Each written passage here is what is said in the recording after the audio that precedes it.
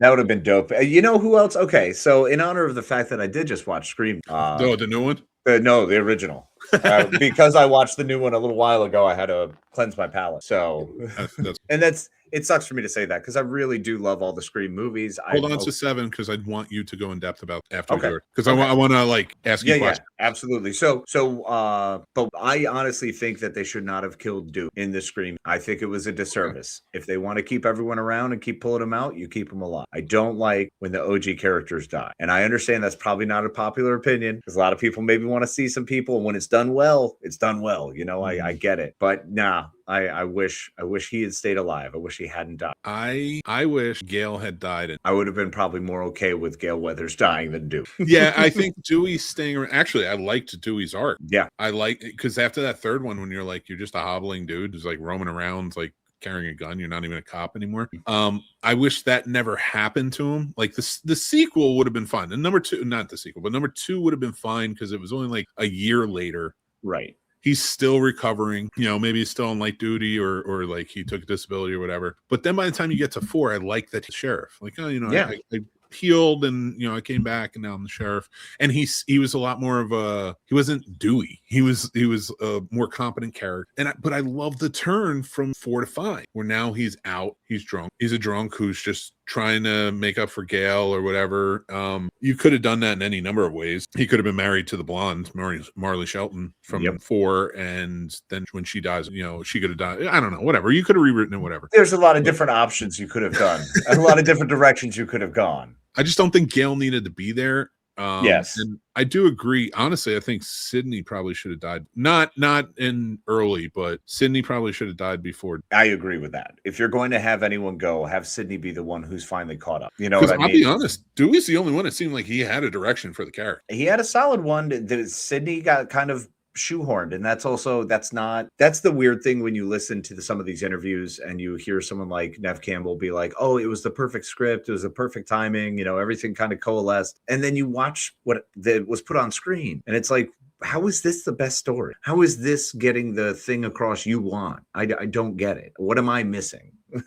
Clearly I'm wrong here. There needed to be a change after that. Didn't lead to 3. I'm fine with whatever we got, but sure, because they exist, and what am I going to do, bitch about it? But no, I enjoy it. It's still entertaining. But if you were going to make such a dynamic change in the third one anyway, why not make it where Sydney dies, all bets are off, Sydney dies, and then if you're going to continue it, you can continue it, Dewey and Gail, make it a more mature thing where it's not college kids, or it's not, you're not dealing in that type of trauma, which was fine, but it just, every movie, it's just too much. It's the same trauma. Oh, Sydney comes back and the killer's here and we're going to go through this again. And that's the thing. You go through it again and you were kind of itching for the points where other people are on the screen. Yeah. Not going to lie. 5 I liked because it wasn't just all Sydney. It was a different direction new. And I've always enjoyed what they did with the Hayden Panettiere character. I wish she had gotten more love. I really enjoyed, oh man, what were their names? The ones that got Melissa Gilbert? No, Barrera. Wait, which one? The 6. Oh, Melissa Barrera, I think is their name, and Jenna Ortega. Yeah. So those 2 were fantastic additions. And I like that cast. I love that cast. And if they could keep working in the vein of that cast, it could play. I'm down. Let's do it. I don't know that I needed a Billy angle with her being his. Yeah. But if they had actually had a chance to flesh it out, it might have been good. Right. Because a lot of things happen behind the scenes. What we got was effective. I mean, the same thing happened with Marvel. You try to follow up with Kang and have your main bad guy actually is a bad guy off screen. So, well, he's out. So now you have to change gears there. True. That's a big change. So all these alterations that happen behind the scenes, unfortunately, hurt the product that we love. All right. You know what? Before we get into our top 5, what did you think of Scream? Like, I have finally seen it. I didn't go to pay for it in theater because I'm not supporting Paramount with everything they've been doing. I would love to know, what did you think about it? Okay, so Scream 7. I think Scream 7 was entertaining. I think it was a bit messy. I think it struggled as a movie itself. Like, so when I'm looking at this as, was the storyline good? Actually, yes, there were parts of the main storyline was good. I was fine with it. I enjoyed following everything that was an offshoot of it. It felt shoehorned. It felt like they left a lot of the best stuff on the editing floor. I feel like there were some takes that from very seasoned actors did not come across great. And some stuff that were just random conversations all of a sudden, like, we're going to come over here and have a complete different talk and a completely different tone. And I don't know. It was disjointed. It was not what I would call a good movie. Honestly, it's like a 2 out of 5. It was very frustrating. Yeah, it was very frustrating. So still entertaining because I can love crappy movies. But when I'm looking at this movie from the perspective of the editing was poor, the way they changed scene was very weird and jarring. Man. They did not do a great job with making me feel like I was present in the room. It felt like I was watching through something. You know, I felt like I was watching a movie because this stuff wouldn't happen. I didn't get transported there. I watched Scream and I'm literally running through that house with Sydney. You know, I'm in that garage when, Rose McGowan get hoisted up. Like there's something that happens that the way they do that. And honestly, it does that for me. 1, 2, 3, 4, 5, and 6, all transport. Like even I'm in the hospital when Dewey gets shot. You know what I mean? Like that stuff is crazy. But this movie never had that moment. It never pulled me in. It never made me fall in love with it. It just felt a little soulless. And that sounds terrible, but that's kind of what it felt like. It felt like a slapdash together, poorly edited, poorly completed movie, not completely finished, and just, it fell short. Feels like a movie that hates Palestine. Free Palestine. It could, in I don't fact. care. We got 7 months before the show ends. Or don't. The choice is yours. We already told you at the beginning of the show we're ending. What do you want? We're going out with a bang or a fizzle, baby, but we're going out. But Gail was actually one of the ones I fucked up and put on my lived list where I think she should have done. I agree. She should have 100%. And I liked Courtney Cox, don't get me wrong, and I like her in it, but it's now become, they're sort of the same character. Yeah. You know, like they're just sort of help each other and that's it. I mean, and that was kind of what it felt like. Like they just didn't, I don't know. And then she didn't really help a lot because she kept getting kicked or shot or something. Like it was always Gail's thing. She always like knocked out. And Gail just always gets her ass kicked. And I do enjoy the fact that was still happening. But once again, it just wasn't done well. You know, she stopped trying. Third. I mean, that's valid. Like the fourth one, like did more work than she did in the 5th, 6th, or 7th one. Yeah. Well, with the now it just shows up. But like, the third one, at least like she and Dewey were together. Yeah. And that might be what it is. I mean, like once they decided to like kind of separate her and who knows? She doesn't really act. She might have just been taken aback. It just kind of hurt it. Like but it just die. Just die. There's no more.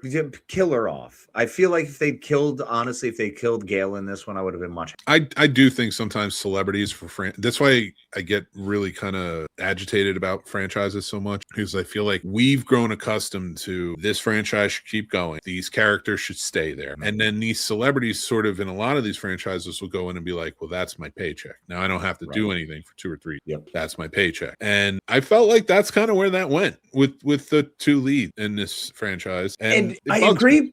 It's very frustrating. Like incredibly so, because you're looking at it and you're like, Neve Campbell in the beginning of this, Scream 7 opened with her being very heavily prominent. Well, first of all, the way the deaths start in 7, I loved. I did really enjoy it. I did enjoy the way they brought Lillard back. Yeah, I mean, I could accept that. It was a completely acceptable version. You know what I'm saying? Yeah. That worked. And it touches down on what's going on with AI. Correct, which is why it worked so well. The thing I struggled with was you gave me a decent introduction. Neve Campbell is doing well.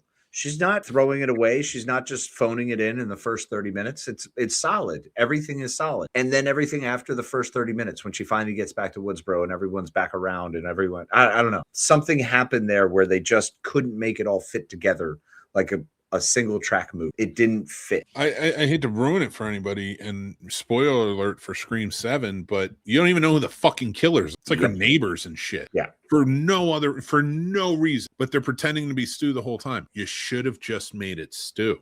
If you had just made it Stu, I would have been more okay. When it turned out to be the AI thing, I was like, oh, or cool. Make it Stu and he's sending all of their things again. Like they do, like he sends all these different faces that he can turn into from the past in the series. I was fine with that. Yeah. But then at the end, like the whole time we're like, it's AI. Who is it? Who is it? And then it's actually Stu. Oh, would have been amazing.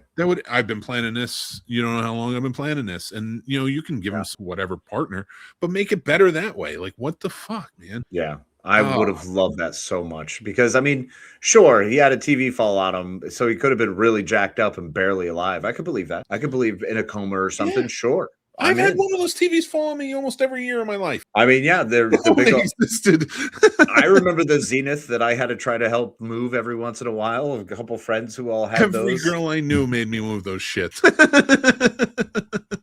You and me, man, we knew. Yeah, pretty much. And you can't carry them with two people. You never could. No. It never worked. You try, but you can't. If you're holding front to back, the back person has like no weight, so you're just there to like push back for stability. If you do side to side, you have to like figure out how you both are going to move at the same time in order to safely get it across to where you want to go. Otherwise, it's going to shift weight and it's going to like, it's so top heavy. Front heavy is so weird. My thing was, get the fuck out of the way. And I just wrapped my arms around it, lifted up and walked. And that's not toughness because my back doesn't work. My knees don't work. Face doesn't work. I think my neck is broke. Shoulders feel like they're falling off. Don't do that. Frustration will make things happen to you in old age. Frustration will make things happen to you when you're young too. You just don't realize until you're old. Valid. Oh, hi, Chad, man. Good to see you, buddies. In the chat, Chad, man, what's going on, man? And Three Geeks. Kevin Williamson said the test audiences were confused by it. I 100% believe it. I was confused by it. I was confused by it. What the fuck are these two here? The way they changed their expressions, like that was one of the things that also really bugged. And that was what was so jarring, was when they went from one very intense moment to then a complete change in what you were feeling. So you go from intense to lighthearted. Like all of a sudden we're supposed to just shift gears that fast. And it's like, you guys didn't give any runway. You didn't let anybody feel. And that's kind of what the first one does. The first one is jarring, but jarring in a good way, not jarring in an almost goofy way that doesn't fit, you know? I honestly, okay. All right, fuck. I'm going back to it. Did I fix it? You ready? Do it. You ready? All right. Do it. And this is from 7. So we have all the same shit up until 7. Okay. Keep 7 the same. The daughter angle, things like that. Yeah, that was great. I'm bringing Marissa Barrera and Jenna Ortega back. Just bear with me. So you keep it the same. They're going through it. I didn't think it was great. I don't think they focused on the friends enough. I don't think you got to know them before they were all slaughtered. Mm-hmm. I feel like the beats were just too fast. Also, it was very unbelievable for me that Sydney never said anything to her daughter about what happened. There's 7 movies about it. There's books about it. It's a very big thing in that world. She had to go back, presumably while her daughter, and fight this once. I'm sorry, one other time. 5. Yeah. She had to come back with Gail to help fight it. Presumably, it was only like 2021 that came out. So 2026. Her daughter was what, 9? 18, so 5? Not 5. Like 13. Man, fuck, what the hell am I doing? 12, 13, or something like that. So like. She's old enough to have a conversation and know mommy's leaving. Like my 9-year-old came up to me and was like, I'm afraid you're going to die. And we had to have talk. She never came, like literally, what did Sydney say every time? The dad too? Yeah. With Joe McHale, you don't know what's going on. Like Sydney not telling her was such a slap in the face to the countless times we watched Sydney deal with the trauma of this and become stronger for it. Yep. And it's like, what are we doing here? She would have been more, probably a better, more well-rounded version of Jamie Lee Curtis's character in Ween from 2018. Yes, because she's tough enough. She's got the marksmanship down. She's got the self-defense, and she would have taught her daughter that. Right, but I don't think she would have been a recluse. I don't think she would have been a recluse. I think she would have been smart and still been, guarded and had the security systems. And I mean, her and her husband, absolutely. I think all of that would have played. Yeah. I think it's like you said, she's not going to tell her. Of course she is. She's going to give her all the warnings. I would explain it to her. I'd tell her where her name came from. Like you talk about, this is so painful to bring back up. Well, after what you went through with your mother literally being murdered the year before you were almost murdered by Stu and Billy, like, how is that not something you want to explain to your kid? I can't. There's no way you kept 7 movies away from your 18-year-old that are really popular movies. And didn't she, at one point, wasn't she on a conversation or like on a talk show or something? I feel like she's done this where she had a conversation or was. She's done, like, there's so much in the YouTube era. She didn't even have to ask her mom what happened. She would have found out everything. And I thought that would have been an interesting angle if she was investigating because she intently wanted to know, but her mom kept her on the outside. Yeah. Enough where she didn't know. Maybe she didn't understand like why the killers did what they did or whatever, because the movie sort of changed it or whatever. Right. But she's investigating, and then maybe she connects with Stu, and that's what kicks things off. He now found Sydney. He's now concocting this plan. He's working on it. What's going on here? Why are we doing all this? And by the end, maybe the two people they chose are his like sort of acolytes, and you have this Ghostface acolytes thing. Because I see that if Stu was the main killer, he should get away. Well, I think he should. I think you should also use it to where he was, and this was kind of where I was hoping it was going to go when he was doing these video recording. I was really hoping it was going to be something like a Reddit group or something where he found these kids and kind of molded them and turned them, you know, and go under the dangers of social media aspect as well, you know, because that's what Wes Craven was using the things in front of you, using the technology of all the movies and a phone to make that terrifying. Well, how do you move that forward? What about a chat room? It's social media. But still keep the AI for the FaceTiming and things like that, so that way you can update it. You're absolutely right. Yep. And build off of that.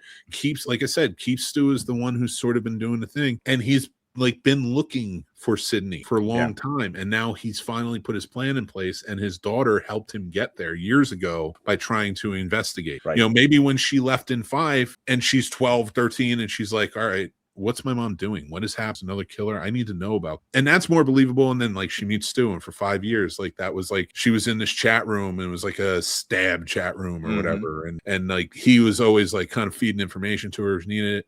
And then you find out like he concocted this whole plan. And then that would have been awesome. Another one, and hopefully fucking Paramount changes their tune, and Melissa Barbero and Barrera or whatever, however you say her name, my apologies. Jenna Ortega, And Jenna Ortega, they could come back with Billy Loomis. They're like, it's like this whole, like Stu can put a plan together to get them all there. We just came up with the best version of this movie. Yeah, fucking Kevin Williamson, go write Teaching Miss Tingle 2.